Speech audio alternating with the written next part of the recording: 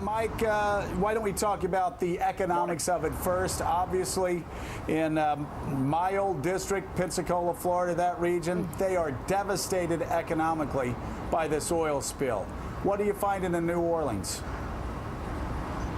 Well, what we're finding is obviously the tourism industry in Mississippi and Florida have been dramatically impacted.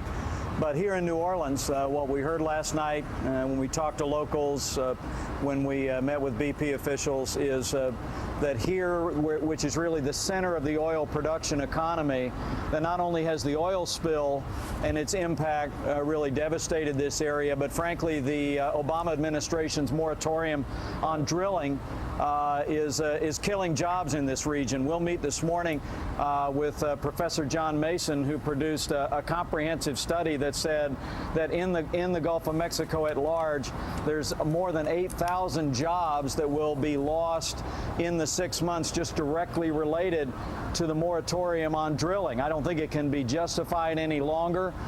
We fought last week for a wholesale lifting of the moratorium, but thanks to the use of dispersants and aggressive action in the water, it looks like we're mitigating the impact on the environment. So it's going to be able to recover, but we don't know if the economy is going to be able to recover with this moratorium, Joe.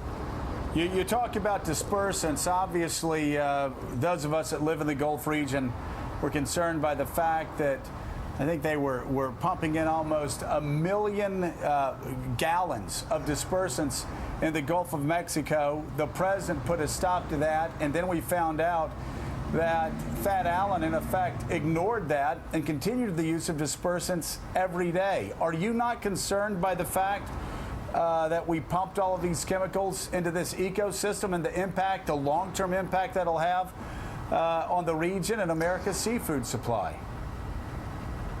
Well, let me say, the briefing that we received yesterday with BP officials was very consistent with what the EPA put out yesterday, and that was that the dispersant, known as Corexit, does not represent a significant threat to the environment. And frankly, the fact that Thad Allen wait, who told you that? Made a play call. I mean, who the EPA Mike, who told you that? Because we've talked to these people, and not a single person can give us one study that shows that this might not have a bad impact on the environment, because they said nobody ever presumed they would be using and dumping this many chemicals, gallons of chemicals, into the Gulf. And in fact, Joe, there are scientists saying that it actually does have a very adverse effect on the environment, and they're coming forward along with teams of attorneys. So do you trust BP's word for it on this?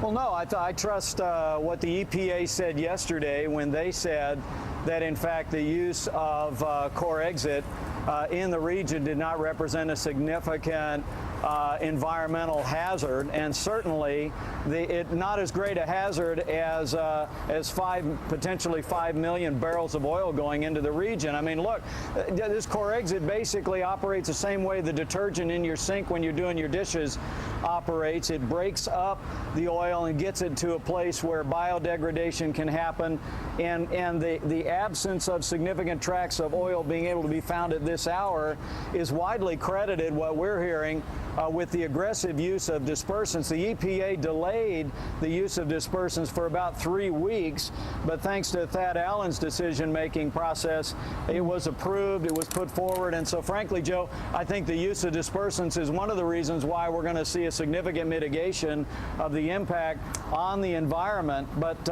again, I want to go back. What you hear down here in New Orleans is the moratorium is killing jobs, and the Obama administration's got to lift it now. Let's talk. And by the way, maybe it broke up the oil spill. I just don't soak my shrimp in detergent, so I may not be eating shrimp for a while.